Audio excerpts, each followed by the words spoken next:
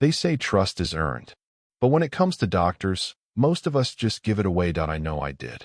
For over 20 years, I had the same primary physician. Dr. Raymond.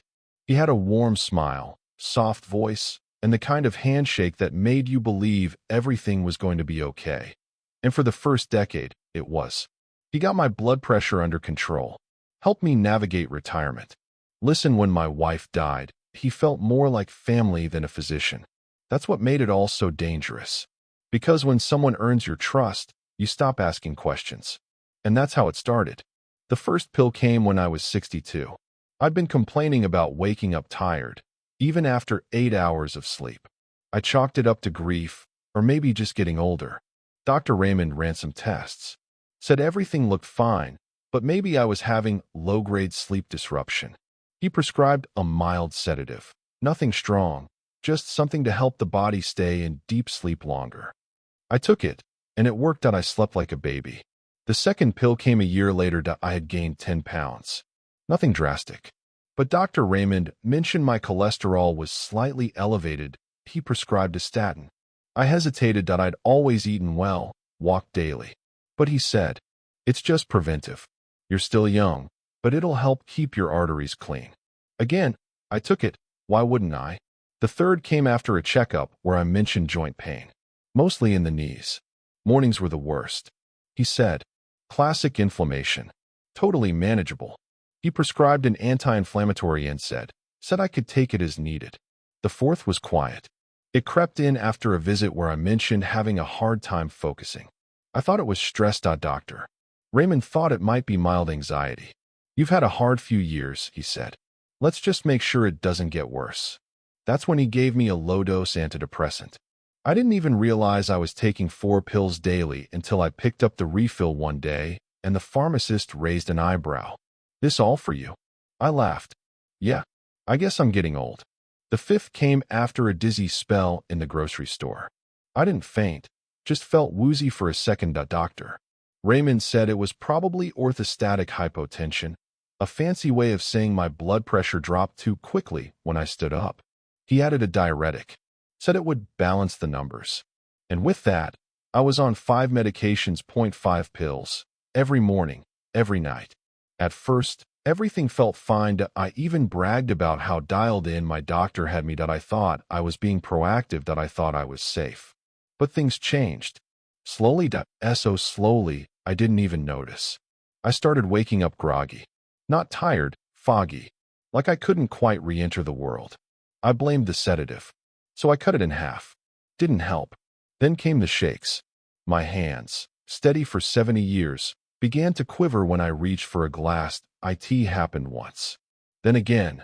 Soon, I stopped reaching with one hand. Then came the anger.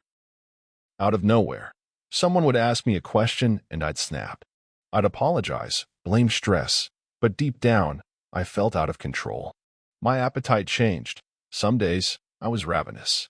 Others, I couldn't stomach toast.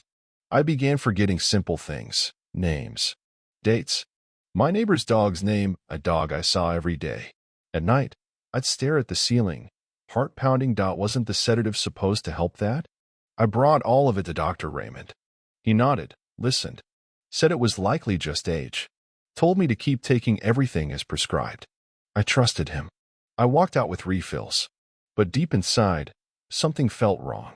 The turning point came on a Thursday. I was standing in the kitchen, heating up soup, when I felt wrong. Not pain, not dizziness, just a hollow silence in my chest, like something inside me had stopped. I sat down, waited, told myself it was stress. It passed in a few minutes. But the next morning, I couldn't remember where I parked my car. I stood in the driveway, staring at the garage. I hadn't driven in 3 days. That shook me. I went back to Dr. Raymond, told him everything again. He smiled. Let's monitor it. I nodded, but I didn't fill the prescriptions. Instead, I called my son. He's a nurse. Lives 3 states away. I told him everything, the symptoms, the meds, the feeling like something was wrong. He didn't hesitate. Get a second opinion. Immediately. He gave me the name of a geriatric specialist at a hospital an hour away. I booked an appointment. That visit changed my life. The new doctor took one look at my med list and blinked. Then she said, "This combination is dangerous. Frankly, I'm surprised you're still functioning." She ordered full panels, brain scan, cardiovascular workup. I spent 5 hours in that office.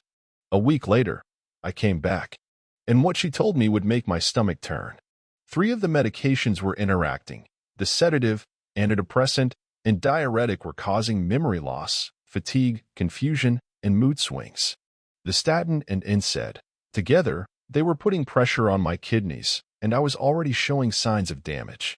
My safe routine was quietly destroying me. I didn't say anything right away. When the new doctor finished reading the results, I just sat there, looking at the table. 5 pills, 5 prescriptions, and a body on the verge of collapse. I wasn't angry yet. I was in shock. It felt like waking up and realizing the fire had started in your own kitchen, and you'd been sleeping through the smoke for months. She paused, gave me space. Then she asked the question I'd been dreading. "Do you know why these were prescribed together?" I shook my head. I trusted my doctor. She gave a small, empathetic nod.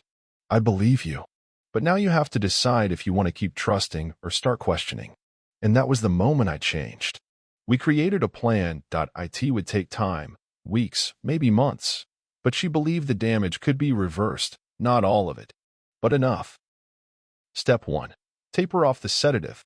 She warned me it wouldn't be pleasant, and it wasn't.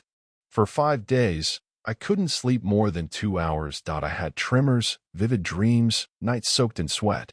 But by day 6, something happened. I woke up, and I was clear, not fully rested, not pain-free, but for the first time in years, I could hear my thoughts without static. Step 2. Reevaluate the statin. She ran new lipid panels. Turns out my cholesterol hadn't been dangerously high in over 5 years. The statin was never reevaluated, just refilled out of habit. She cut it, and with it, the muscle pain in my legs, the ache I thought was just age, began to fade. Step 3. Remove the antidepressant. We replaced it with structured routine, daylight therapy, and social contact. At first, I was skeptical, but then something strange happened. I began to feel alive again. Not hyper, not numb, just present. I started journaling. Not just how I felt, but what I remembered: names, colors, dreams, meals. And over time, things that once felt lost began to return. Step 4. The NSAID. She replaced it with physical therapy, warm compresses, and turmeric-based anti-inflammatories. Natural, slow-acting, but effective. I could stand longer, walk farther. My knees still ached in the cold, but it was bearable. And finally, the diuretic. After 2 months of lifestyle shifts and adjusted nutrition, I didn't need it anymore. We phased it out. No more waking up in the middle of the night to pee 5 times. No more blood pressure swings that left me dizzy in parking lots. Little by little, I became me again. Not the man I was at 40. Not even at 60. But the man I had been before I gave up control of my own body. And then came the anger. Not rage, not screaming. Just a quiet, burning fury that lived in my bones. I made an appointment with Dr. Raymond. Sat across from him. Same room. Same gentle smile. Same warm voice. He asked, "So what brings you in today?" I looked him in the eye and said, "You almost killed me." He blinked, taken aback. "Excuse me." I laid the folder on the desk. Test results. Reports. Medication interactions. Every note from the new specialist. He opened it. He skimmed. And then silence. I didn't raise my voice. I didn't insult him. I just said, "You saw the symptoms. You dismissed them. You called it aging. I trusted you." And that trust almost cost me my mind, my kidneys, my heart. He started to defend himself. "You never complained about side effects." I cut him off. "Because you trained me not to.